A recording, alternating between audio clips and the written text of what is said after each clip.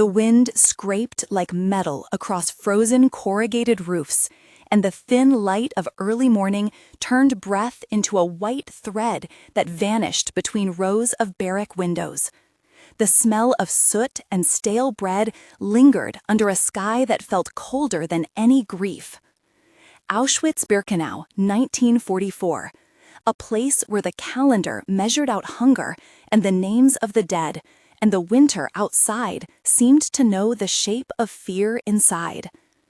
Esther Rosen, a Jewish woman of 38, marked by the loss of her husband and the wrenching separation from her son David, who had been taken months earlier to a transit camp, moved like a ghost among rows of prisoners and barracks, counting footsteps, memorizing guard rotations, tracing the sound of boots and the small slack in the patrol routines that might, if used at the right hour, become a corridor to something beyond mere survival. She carried with her a single grotesque promise and a desperate logic born of a mother who refused to let memory be measured only in absence, to stage her own death, to slip from the pile of bodies and seek the son she believed still lived. The plan sounded impossible and obscene and necessary all at once. Over the next hour or the next pages, we will follow how a woman turned pain into strategy, how she learned the cadence of fogoins and the hush of a barrack at curfew, how she traded tears for calculation and hope for a map made of small favors and stolen moments. We will witness the moment when an act of performance turned into a real chance at fuga, and how that chance would be carved through snow and patrol-aligned roads toward a bosque where the possibility of reencuentro waited like a thin, bright ember. Life inside the camp had a rhythm of scarcity and humiliation that thinned bodies and muddled time, and Esther felt each day as a patient lesson in what could be observed and what must be hidden. In the mornings, there was the clang and scurry around the fogoins, where soups were ladled like promises that never came to pass, the faces of prisioneros hushed and precise under layers of grime, the barking orders of guardas that rearranged every plan into smaller, surer dangers. She learned to listen for the breath that was not a breath, and to mark small mercies the way one marks a map. A gap in the fence patrol at dawn, a particular guard who favored a cigarette break, the seam in a blanket large enough to conceal a small bundle. Esther's backstory spread out before this plan like an old photograph with the corners torn. She had been a seamstress before the war in a small shtetl near Krakow, learning early to make things whole again with a patient hand and a needle that moved like a second heart. Her childhood was the smell of her mother's challah and the distant children, games in the courtyard, the slow teaching about Torah and about kindness that became effortless until the world tilted. As a young woman, she married Jakob Rosen, a man with a quiet laugh who repaired radios and kept their tiny apartment full of the low hum of music. And they dreamed of opening a small shop where radios could become a bridge to the city beyond. The war tore the normal into fragments. Jakob was taken first, shot in a roundup where Esther could only gather the threadbare scarf he had hidden in her coat. Then, in a second, crueler heave, David, just 7 years old, was separated from her in a crush of people and transferred to another camp unit where rumors swirled but facts were scarce. Those losses were not only of persons, but of identity. Esther had been a mother and a maker, and suddenly she existed only as a number among prisioneros. In the months inside Auschwitz, she cultivated two things: a stubborn attention to small patterns and an inner narrative in which she would not be defined only by what she had lost. She bound herself to memory and to a fragile insistence that somewhere, somehow, a path remained. The decision to fake death grew from those backstory seams into something practical. It was not romantic. It required a terrifying technicality, a precise choreography, and a kind of complicity from others who risked their own lives by helping. She pulled together allies slowly and almost invisibly. Ruth, a woman from the neighboring barrack who stole scraps from the kitchen and kept the exact times the guard rota changed, became her first quiet confederate. Anna, a young mother who had learned to soothe crying children under heavy boots, passed along a piece of clothing that would help Esther appear less alive at a glance.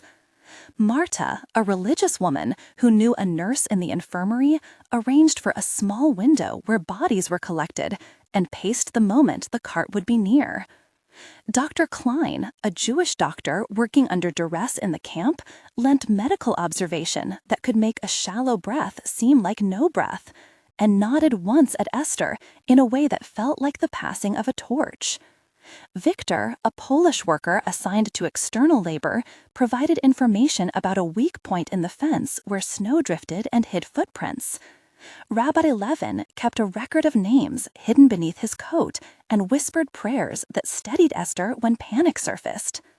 Sister Helena, a sympathetic orderly, smuggled a scrap of cloth with soot to rub on Esther's face so that pallor matched the staged injuries.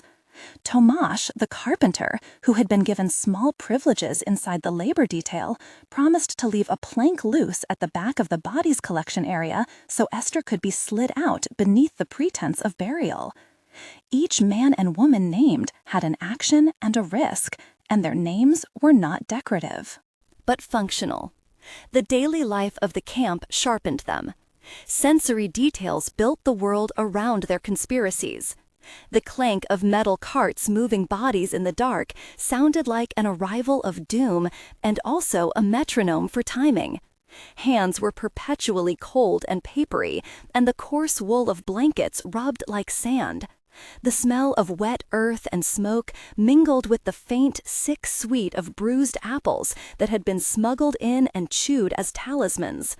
The taste of thin broth slid down the throat like a promise deferred.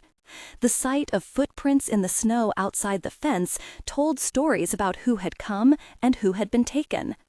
In this atmosphere, the plan was crafted in whispers and small notes hidden inside a seam of a discarded coat. The scheme to fake death required a choreography that combined technical knowledge and theater. It began with a sequence of trivial acts designed to create an appearance of decline. Esther reduced intake of food to match the pallor they would need. She feigned coughing fits under the cover of night when the infirmary was less watched. She allowed her pulse to appear faint by pressing on the radial artery in controlled moments, guided by Dr. Klein's steady hands. The technical description of the staging was specific but not clinical. Esther learned to slow her breathing until the rise and fall of her chest was barely visible, to relax her muscles into a state that mimicked rigor without the convulsions that might provoke suspicion, and to present a face coated with ash and soot that dulled the natural warmth of skin. A small simulated wound was fashioned with dye and dried blood taken from meat stew to buy a plausible injury narrative. In the infirmary, they timed the removal from sight so that when the cart came, it would hold her among others presumed dead. The practicalities of transport mattered.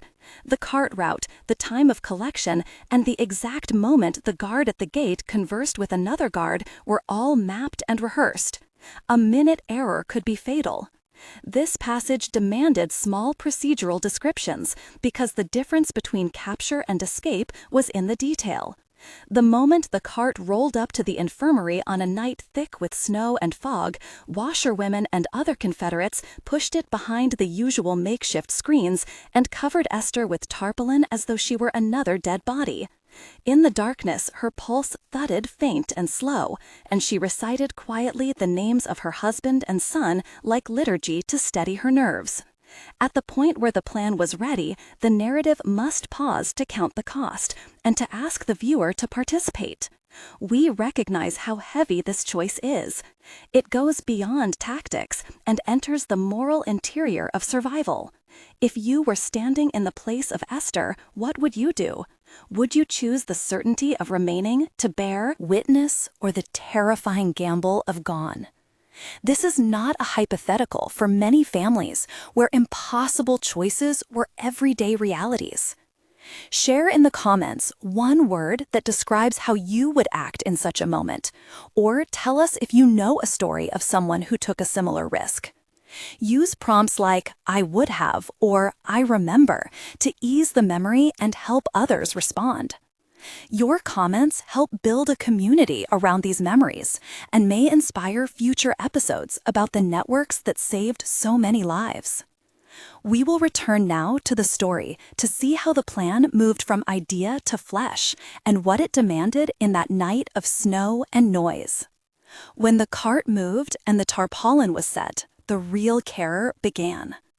Esther lay still as a slab while the cart bumped along rutted tracks toward the edge of camp where piles of bodies were sorted. The world narrowed to breath, to the feel of canvas under her cheek, to the sound of snow striking wood.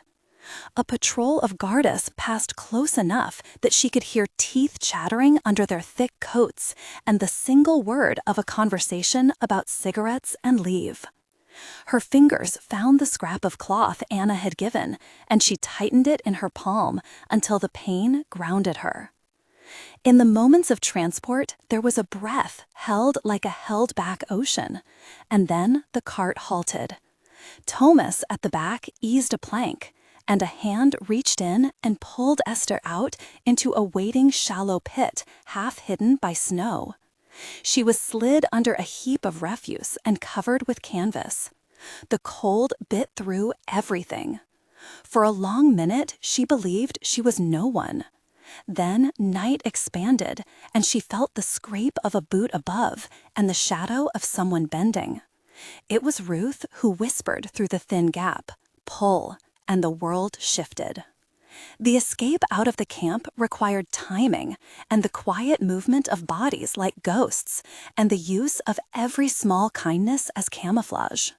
The bosque outside the camp stood like a wall of inhaled breath where the air tasted of pine and old rot.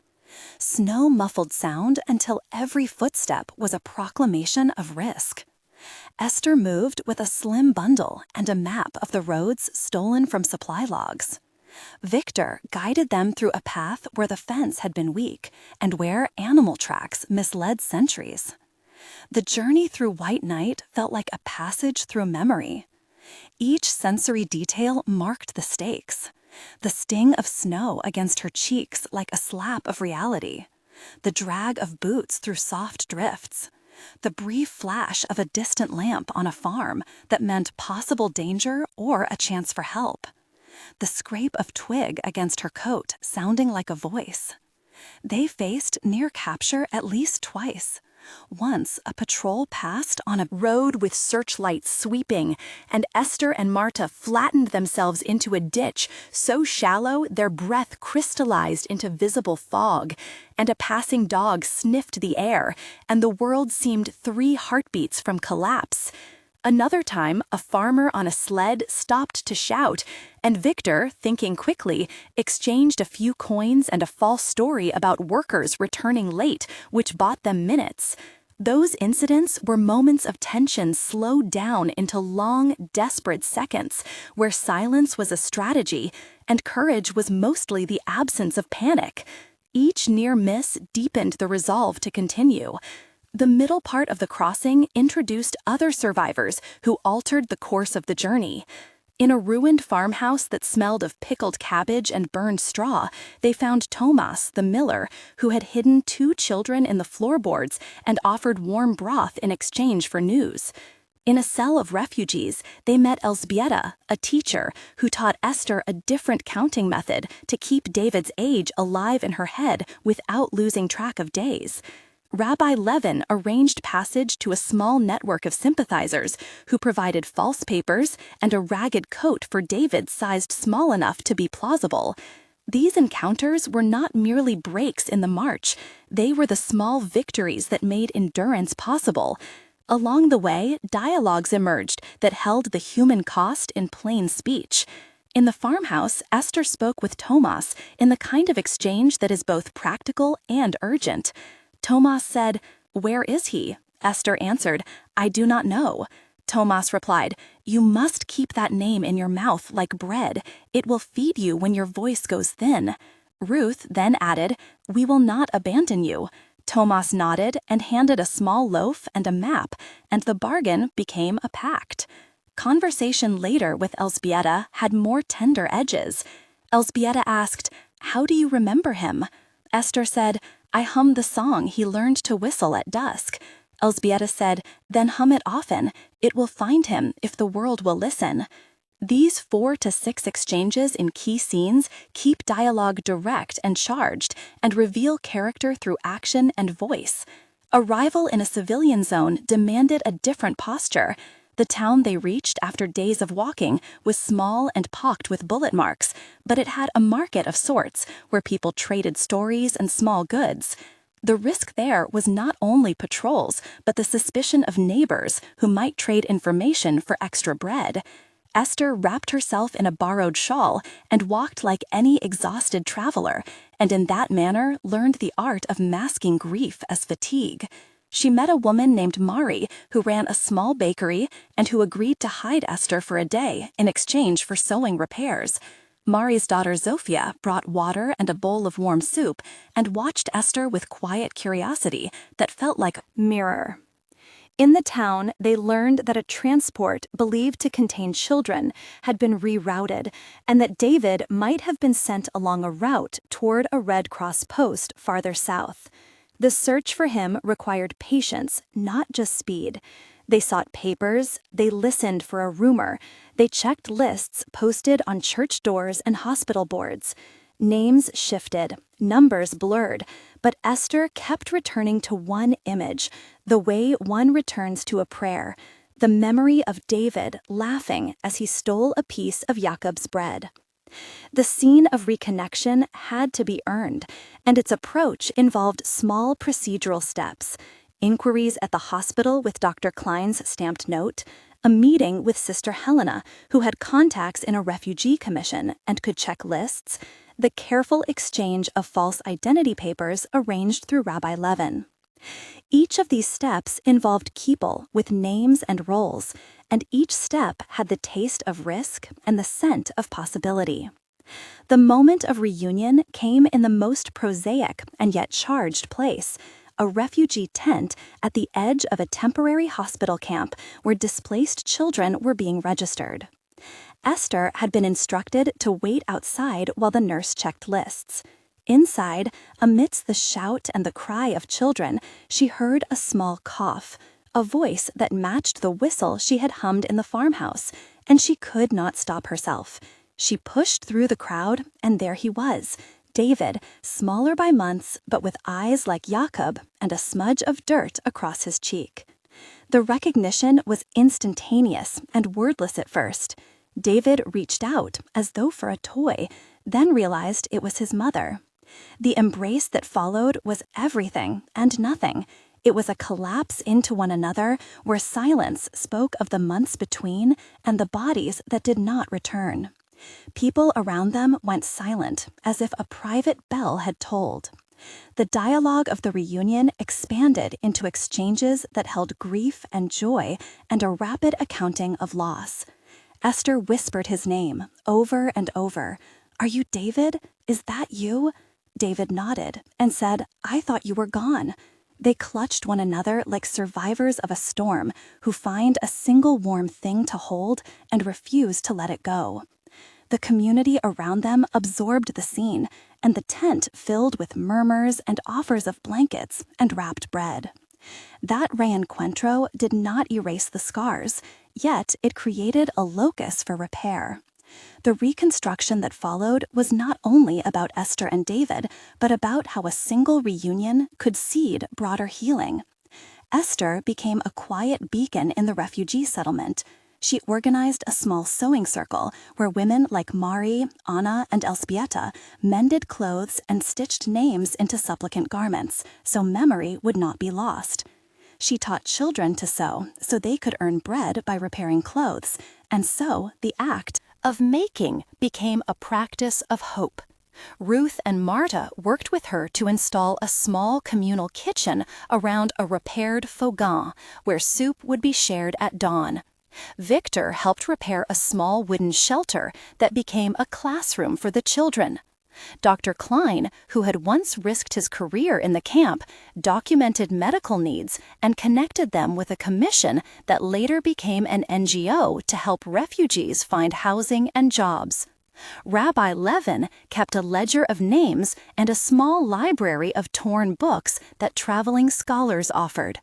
Thomas built rudimentary benches and a table for community meetings. Sister Helena liaised with hospital staff and arranged for basic vaccinations and for the registration of children with aid organizations. These 8 secondary characters not only had names, but continued actions that shaped the community. The work of rebuilding was practical and emotional. They registered 20 families into safe shelters, organized a roster for food distribution, started a makeshift school where children practiced reading and counting again, and established a remembrance board listing names of those still missing. Sensory details here emphasized renewal. The sound of a sewing machine returned to the air like birdsong. The smell of fresh bread rose after months of rationed crumbs. The feel of coarse cotton in small hands signaled that labor could once again be ordinary. The sight of children running in a cleared courtyard was a rebellion against silence, and the taste of warm soup felt like a tiny restoration. We must slow in 3 particular moments of tension that stretched time into long seconds. The first moment occurred when a former guard recognized Esther in a market and approached with a casual question that could have unraveled everything. For half an hour, every breath was a calculation. Her body remembered the camp and feared detection. She smiled and offered a story about being a seamstress displaced by bombing, while Ruth stepped in to create a distraction. The conversation grazed minutiae as if the guard might catch a false note. The second moment came when David fell ill with a fever and the little hospital lacked medicine. Esther had to barter everything she had to get him quinine, and the nights were long with a child burning and a mother pacing. Each cough was an echo of the camps and a threat to the fragile peace they had built. The third extended moment of slow tension arrived when papers for relocation to a safer zone were delayed, and rumors of renewed patrols flared. For days they hid in cellars and counted each creak of stairs as a reported step. These moments each took up space enough to change people. They were not short dramatic beats, but paragraphs of living dread, where small acts of care kept hope alive.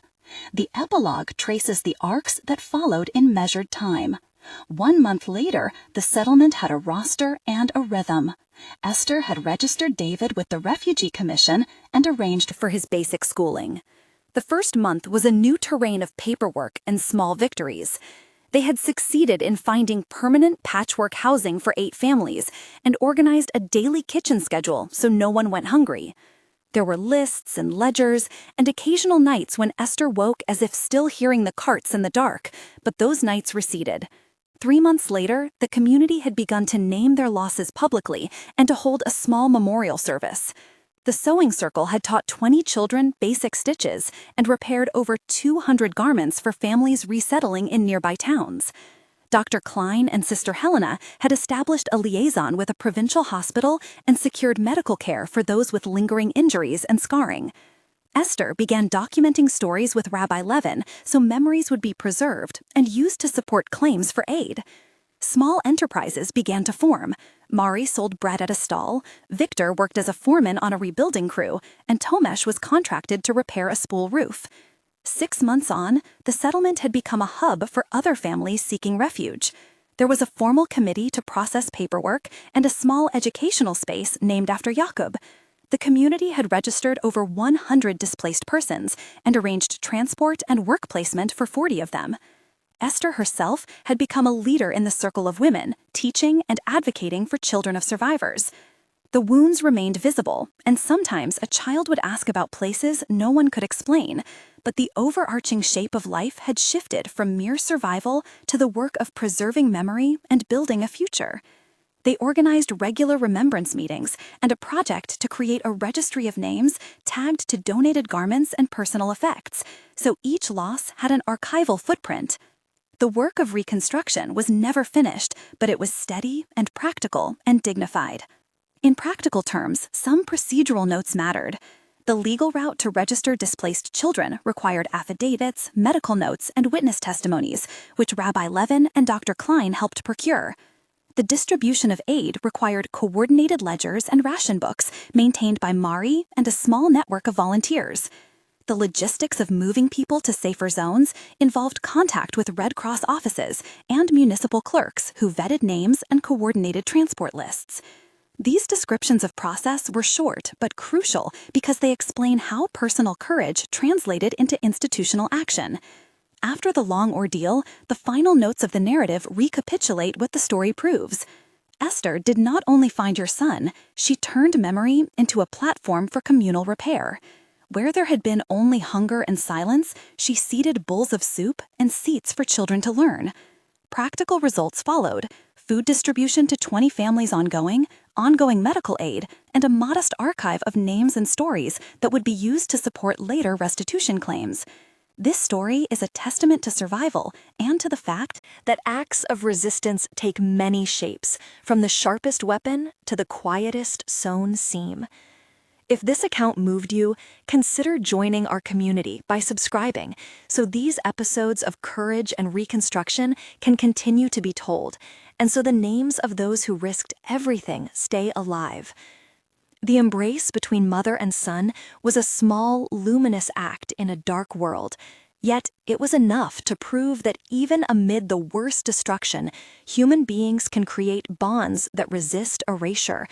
And that same resilience becomes the seed from which a community can rebuild and keep memory alive.